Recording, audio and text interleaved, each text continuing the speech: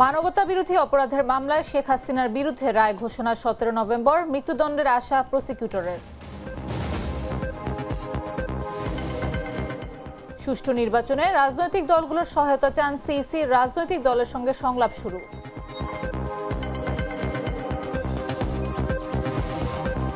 নতুন কুড়ির মাধ্যমে শিশু কিশোররা নিজেদের আবিষ্কারের সুযোগ পেয়েছে মন্তব্য প্রধান উপদেষ্টার। পুরস্কার তুলে দিলেন বিজয়ীদের হাতে। ইতিহাসে দীর্ঘতম অচলাবস্থা অবসানে বিলের স্বাক্ষর ট্রাম্পের। অচলাবস্থার অবসানে কাজে ফিরছেন লাখ লাখ ফেডারেল কর্মী। এবং পাকিস্তান থেকে দেশে ফিরতে চাওয়া ক্রিকেটারদের কড়া বার্তা লঙ্কান বোর্ডের। নির্ধারিত সূচি অনুযায়ী খেলা চালিয়ে যাওয়ার ঘোষণা।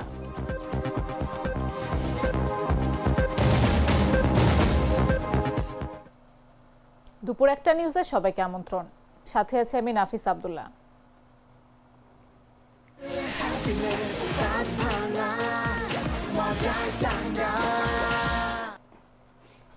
জুলাই আগস্ট আন্দোলনের সময় সংগঠিত মানবতা বিরোধী অপরাধের ঘটনায় ক্ষমতাচ্যুত প্রধানমন্ত্রী শেখ হাসিনা সহ 3 আসামির বিরুদ্ধে করা মামলার রায় 17 নভেম্বর ঘোষণা করা হবে।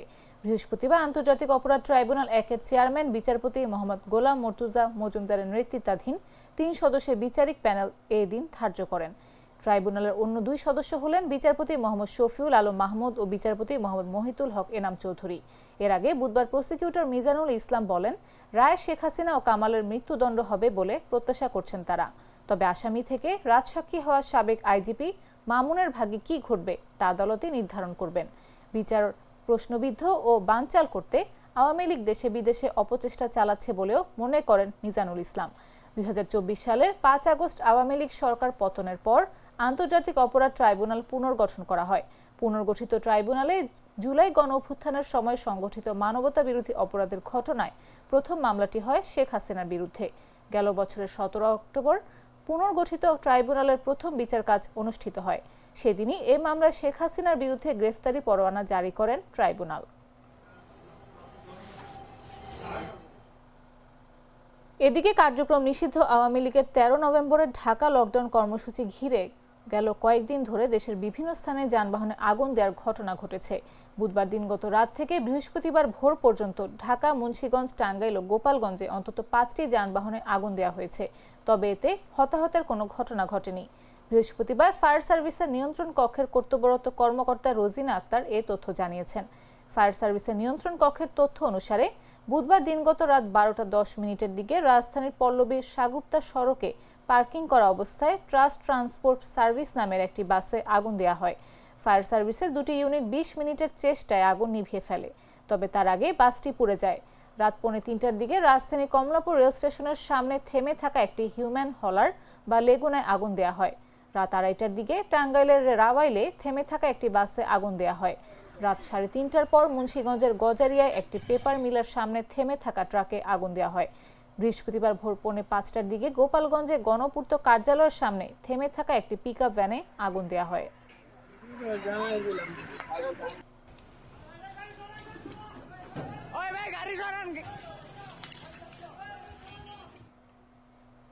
আওয়ামী লীগের লকডাউনকে কেন্দ্র করে অবরোধের প্রায় 4.5 ঘন্টা পর ঢাকা খুলনা মহাসড়কে যান চলাচল শুরু হয়েছে। বৃহস্পতিবার সকাল 10:15টার দিকে ঢাকা খুলনা মহাসড়ক ও সকাল 9:30টার দিকে ভাঙা ফরিদপুর মহাসড়কে যানবাহন চলাচল শুরু হয়। এর আগে ভোর 6টার দিকে ভাঙা উপজেলার আলগি ইউনিয়নের সুয়াদি পাম্পের পাশে ও পুকুরিয়া এলাকায় মহাসড়কে গাছ ফেলে এবং টায়ার জ্বালিয়ে যান চলাচল বন্ধ করে দেন আওয়ামী লীগ নেতাকর্মীরা। যানবাহন চলাচলের বিষয়টি নিশ্চিত করে ভাঙা হাইওয়ে থানার ভারপ্রাপ্ত কর্মকর্তা মোহাম্মদ রকিবুজ্জামান বলেন, ঢাকা খুলনা মহাসড়কের ভাঙা উপজেলার সুয়াদি বাসস্ট্যান্ড ও পুকুরিয়া এলাকায় লকডাউনকে কেন্দ্র করে মহাসড়ক অবরোধের ঘটনা ঘটে। সকাল 10:15টার দিকে ঢাকা খুলনা মহাসড়ক ও সকাল 9:30টার দিকে ভাঙা ফরিদপুর মহাসড়কে যানবাহন চলাচল শুরু হয়। এখন পরিস্থিতি স্বাভাবিক রয়েছে।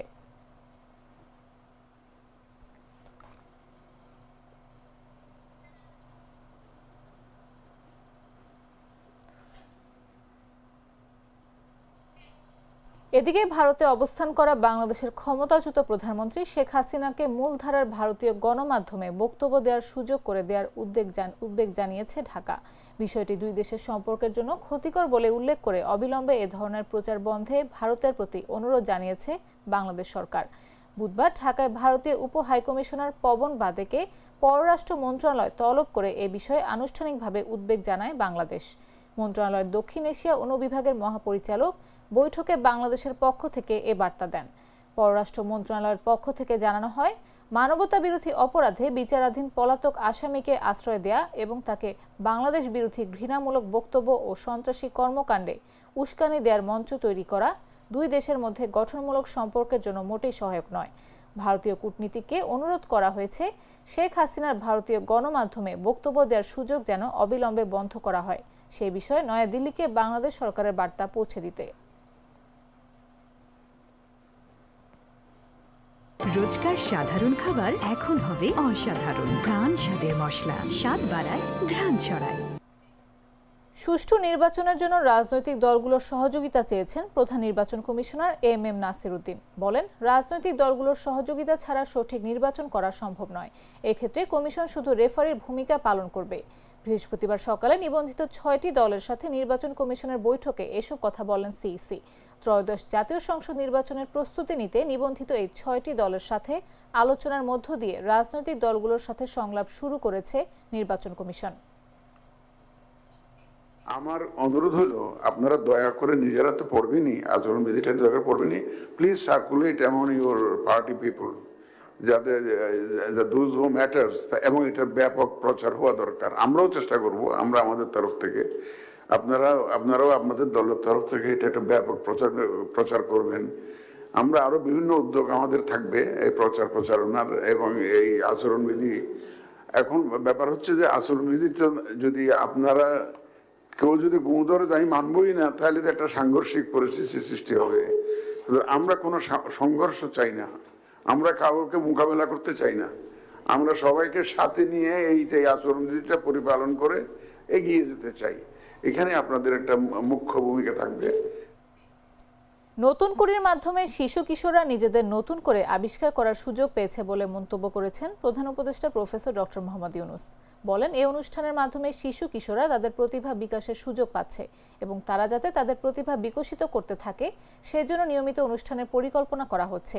বৃহস্পতিবার প্রধান উপদেষ্টার কার্যালয়ের নতুন কুড়ির প্রতিযোগিতার পুরস্কার বিতরণী অনুষ্ঠানে বক্তব্যকালে তিনি এ মন্তব্য করেন। শিশু কিশোররা শুধু গাইতে পারে, নাচতে পারে, বাজনা বাজাতে পারে, এটা খুবই ভালো জিনিস, এটা প্রতিযোগিতা হওয়া অবশ্যই উচিত। এর বাইরেও অনেক কিছু পারে, সেখানে প্রতিযোগিতা হবে না কেন? শুধু একটা বিষয়ে সীমাবদ্ধ থাকবে কেন? এখান থেকে বিভিন্ন রকমের প্রতিযোগিতার মাধ্যমে বিভিন্ন দিকে ছড়িয়ে পড়বে। এক সময় এখনো হয় বোধহয় রচনা প্রতিযোগিতা হয়, এটাও একটা জিনিস হতে পারে।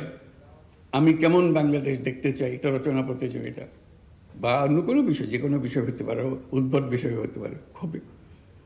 প্রযুক্তির প্রতিযোগিতা, এই বয়সে কে কি প্রযুক্তি প্রয়োগ করছে এবং সেটা সে নতুন একটা চমক দিচ্ছে, তার সেই প্রযুক্তিকে বুঝতে পারছে এবং সেটাকে প্রয়োগ করছে, তার জন্য প্রতিযোগিতা। কী কী জিনিস এই প্রযুক্তি, তখন স্কুলে বিভিন্ন জায়গায় শুরু হবে প্রযুক্তির প্রতিযোগিতা, কে কে আসবে। আমরা সব দিক থেকে আনতে চাই, শুধু একদিকে সীমাবদ্ধ না রেখে। এটা খুব গুরুত্বপূর্ণ বিষয় যেটা আমরা এখন করছি, আরও গুরুত্বপূর্ণ বিষয় আছে, সেদিকে ছড়িয়ে যাওয়া। প্রাণ কফি ক্যান্ডি, কররা কফি, কঠিন স্বাদে, হাইকে বলো বাই। জানাবো আন্তর্জাতিক সংবাদ।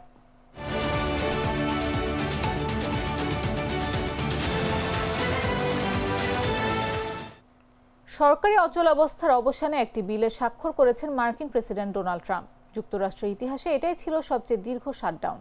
অচলাবস্থা শেষ হওয়ায় 6.5 লাখের বেশি ফেডারেল কর্মী পুনরায় কাজে ফেরার সুযোগ পাচ্ছেন।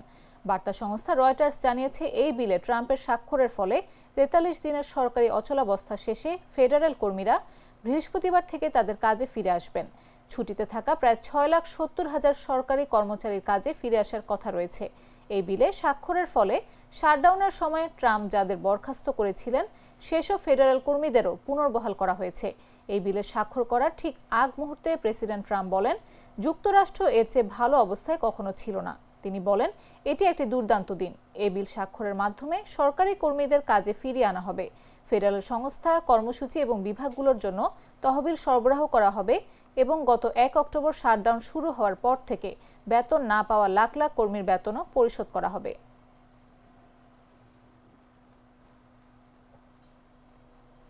ফিলিস্তিনি ভূখণ্ডে নিরস্ত্র পুলিশ কর্মকর্তাদের মোতায়েন করেছে জার্মানি। মধ্যপ্রাচ্যে স্থিতিশীলতা আনতে এই পদক্ষেপ নিয়েছে দেশটি।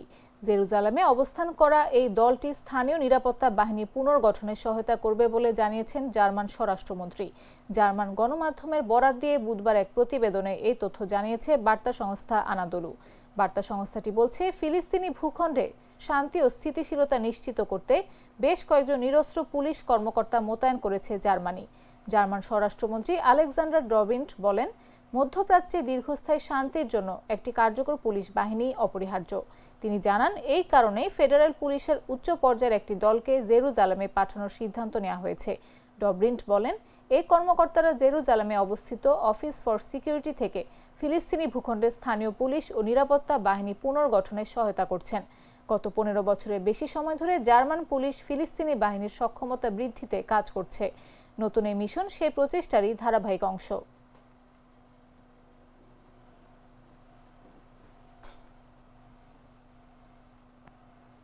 এবারে খেলার খবর।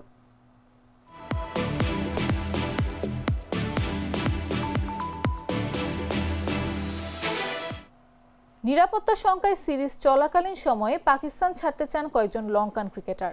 তবে নির্ধারিত সূচি অনুযায়ী খেলা চালিয়ে যাওয়ার কথা জানিয়েছে শ্রীলঙ্কান ক্রিকেট।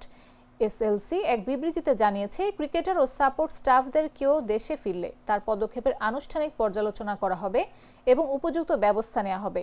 এর আগে মঙ্গলবার ইসলামাবাদে আত্মঘাতী বোমা হামলায় অন্তত 12 জন নিহত ও আহত হয়েছেন 30 জন।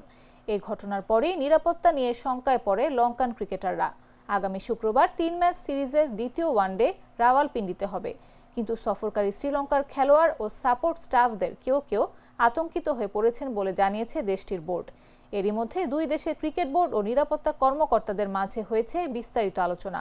সেখানে যথাযথ নিরাপত্তার আশ্বাস পাওয়ায় ক্রিকেটারদের সূচি মেনে খেলা এবং কেউ দেশে ফিরতে চাইলে আনুষ্ঠানিক পর্যালোচনা করা হবে বলে জানিয়েছে লঙ্কান ক্রিকেট বোর্ড।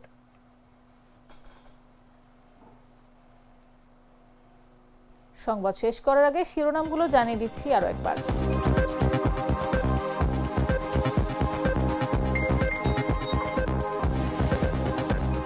শেখ হাসিনার মামলার রায়ের তারিখ ঘোষণা আজ। ট্রাইব্যুনালে কড়া নিরাপত্তা, গুরুত্বপূর্ণ স্থানে পুলিশ, র্যাব ও বিজিবি মোতায়েন।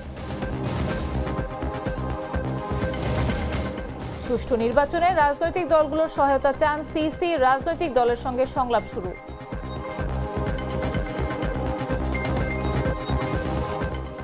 নতুন কুড়ির মাধ্যমে শিশু কিশোররা নিজেদের আবিষ্কারের সুযোগ পেয়েছে, মন্তব্য প্রধান উপদেষ্টার। পুরস্কার তুলে দিলেন বিজয়ীদের হাতে।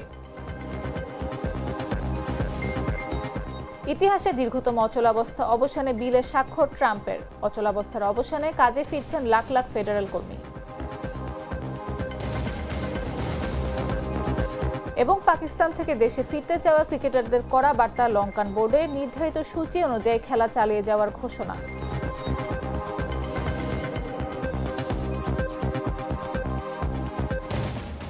দর্শক, এই ছিল এখনকার মতো।